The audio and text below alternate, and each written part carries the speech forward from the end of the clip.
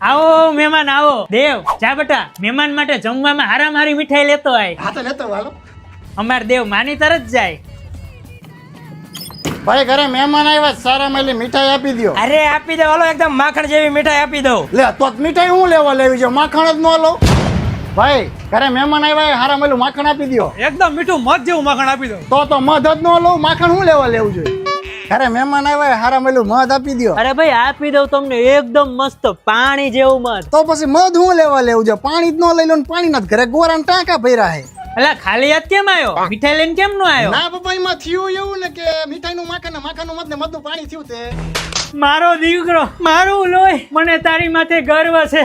પણ બટા તું આખા ગામમાં ફર્યો તો તારા ચંપલના તળિયા તો ઘાણા હશે ને? ના પપ્પા તમે અત્યારે તો કીધું કે તમારો દીકરો ઓલી વચલી ખુરશી મોલા ભાઈ બેઠા ને એમના ચપ્પલ પહેરીને ગયો તો મારા ચપ્પલ થોડો ગહાવા દઉં.